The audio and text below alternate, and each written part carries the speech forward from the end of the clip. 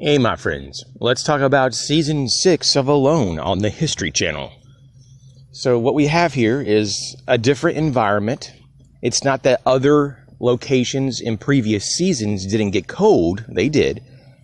But this particular location is probably the most brutal yet, for sure. I mean, there's just no way around it. They were talking about temperatures in this Arctic environment get down to -70 or even lower. So that's going to probably be the number one threat, I would say, right off the bat, is just the cold. So we don't know exactly, at least I haven't been able to identify or hear or, become aware of the location. It's somewhere in Canada. I'm thinking it probably is still part of the continent of Canada. It's not one of their islands. Not real sure. They don't really say much. They do talk about that there's a lake that they're using. Not sure if the lake's on an island, once again, or on the mainland. But we can say, though, we can deduce a little bit of the latitude because we can see that there's trees. So they're not so north that they're beyond the tree line. So that's a good indicator. So they're not extreme north. So I guess that the Arctic Circle, according to them, encompasses a pretty wide band that also includes trees. For me personally, I kind of almost thought in the back of my mind when you think of Arctic Circle, you think of no trees. You just think of a ice and snow wasteland. But apparently, they might be on the very bottom edge of that Arctic Circle, and there's trees. Now, in episode 1, there's not like a lot of trees, but there's trees. Definitely trees that are large enough to be used for shelter, for firewood, and to provide a small habitat for animals, for creatures, for game, birds, squirrels, and so forth. So I think it's a good thing that the producers or the show selected a location that has trees, because if you're dropped off in a location without any trees or vegetation, it's so much more difficult. It's going to be brutal, and it'll be that much harder to stay warm and all that. So what I want to talk about in this particular video is the 10 things that I'd want to bring with me. Now, I've watched the videos from all the contestants. I don't know if you want to call it a preview video or a promo video, or the 10-item video for each of the contestants, and I think they did a really good job. I don't really have a major problem with how they justified anything, really. I think at some point it just comes to personal preference and what you have more experience with, and you just bring that because you're more comfortable, and that's about it. So I'm just going to share mine real quick, and if you want to share your thoughts on the whole show, or if you want to share your top 10 items that you would consider to bring on the show if you had to do this or if you wanted to do this. And so let's go ahead and jump right into it. And the first item is a sleeping bag. I don't have personal experience with Arctic sleep systems, so I don't really know what to say. I don't have a brand or a model number to kind of say, oh, that's the one I want. But I do know that they range from -30 to -60 bags on the show here on Season 6. And -60 sounds so much better than -30. So I would certainly want to have a synthetic fill bag so that water is not a big issue if my bag gets damp or wet. So, I would avoid the down bags. That's just me. And I would probably go with the most intense bag that I could find. The second item would be a collapsible or folding bow saw. I just like that. You can get 2 hands on it, get more leverage. The trees in that area look to be small enough that you could easily take with a standard size collapsible bow saw. My runner-up for that, if that wasn't something that I wanted to do, I would probably go with a fixed blade saw. And there was actually one, maybe 2, but at least one that I saw that had a nice, fixed blade handsaw with the sheath, and that was really nice. Another option could be a folding handsaw, and so that could be something, but I get a little less leverage on that. I personally would avoid the axe and the hatchet just because it actually uses more calories, and we kind of know that if you're into bushcraft or the outdoors, you pretty much know that the bow is the most efficient way to process wood. Item number 3 would be 2 pounds of pemmican. 2 pounds of pemmican. That would be my emergency rations, and I'd only have one of those.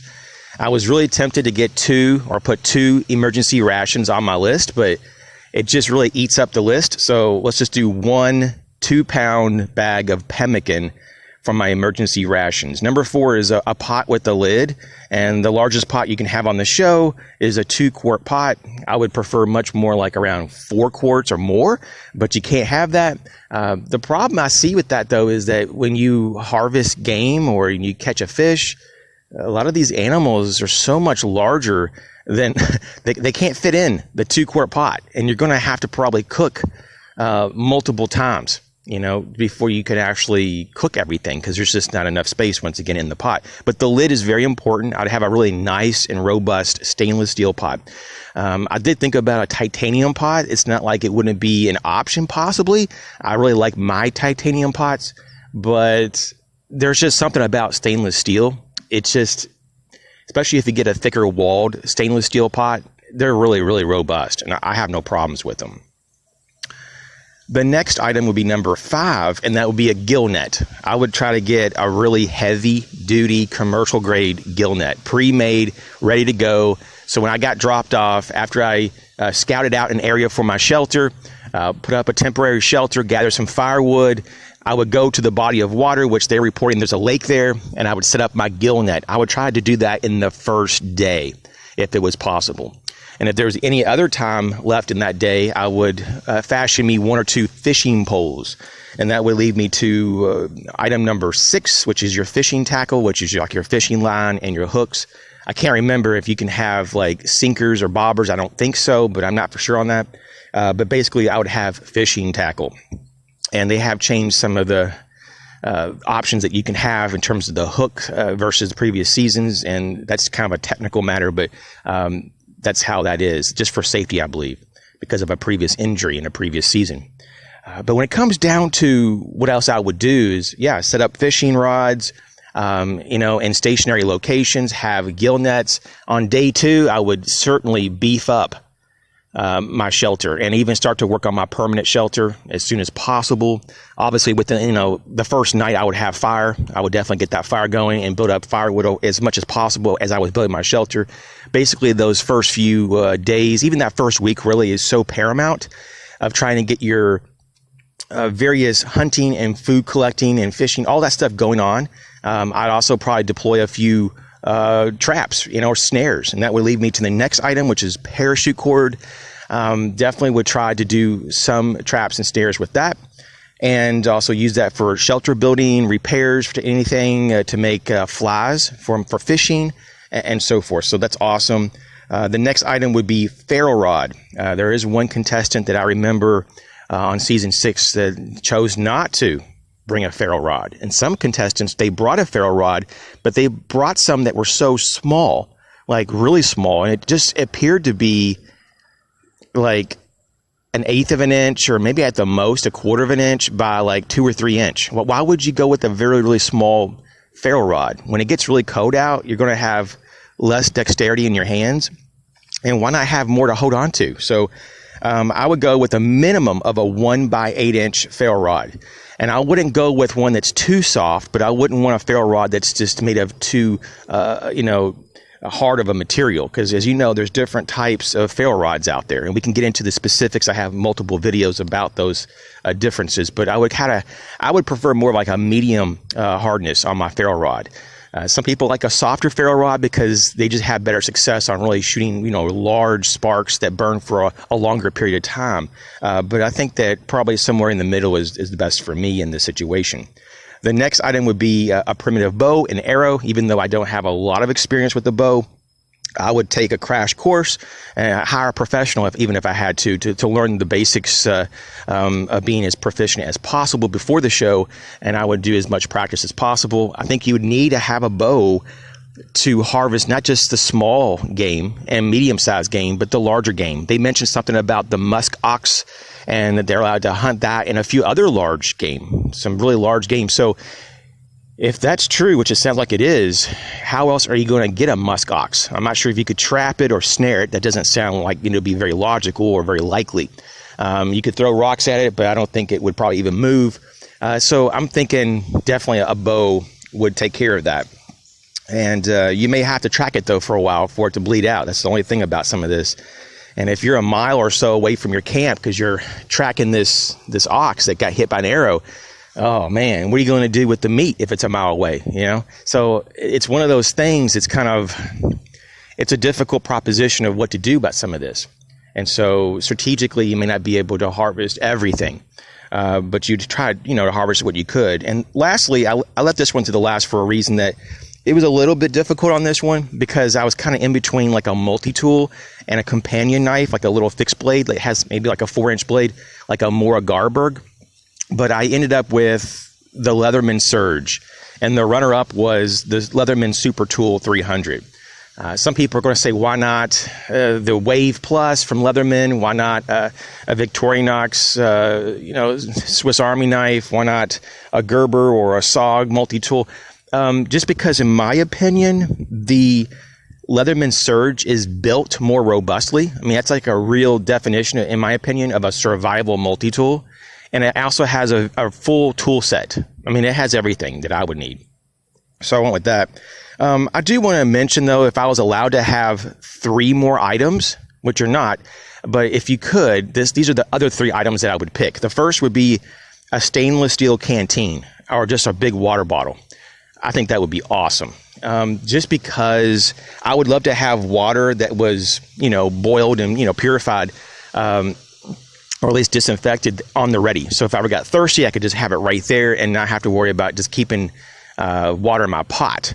And also, if I'm cooking in my pot, if I wanted to add water, it's going to be hard to do that without another container. Yes, you could make another container out of wood from the trees around you, but it's just really nice just to have a clean water in your canteen that you can add to your pot to make soups and stews and so forth. So I just really like that whole idea. Also, if I was out foraging, besides just bringing my pot with the lid, I could also bring a wide mouth canteen to put things in, like, if I found berries or whatever I found. The next runner up would be trapping wire, also known as snare wire. That's a real big one. I would really like to have that on my list, but I couldn't fit it on the list. I'm not real big into trapping and snaring, so it would probably be my weakness on the show. But at the same time, I'm definitely, open to learn more. So that's something that if I developed more skills, it could be on the list. I just had a hard time between, snare wire versus paracord. And I saw a lot more practical uses for paracord. But it doesn't mean that it's the best choice. So it's a difficult, toss up here.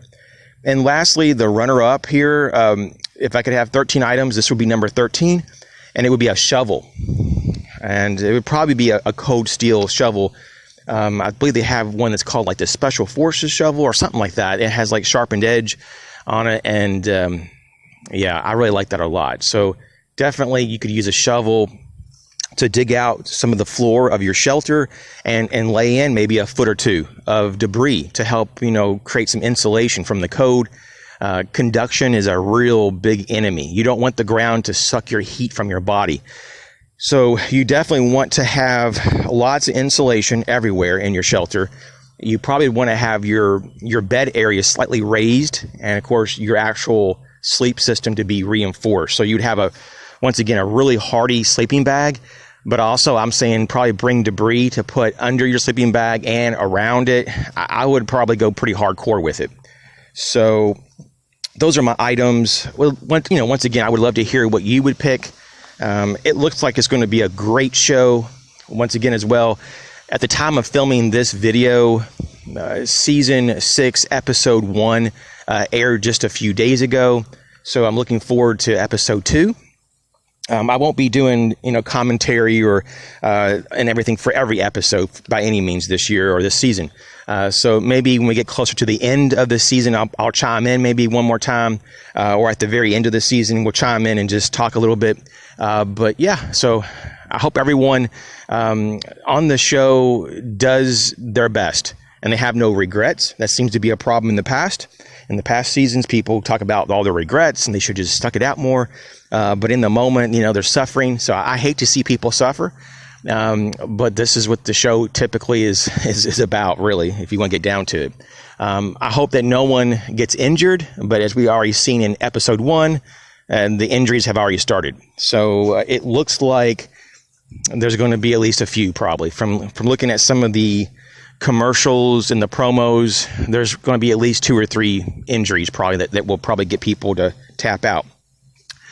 And we'll have to see also if there's any kind of forced medical tap outs. We'll have to see about that. But there's a lot of speculation that the show won't last very long in terms of actual days because the environment is that harsh.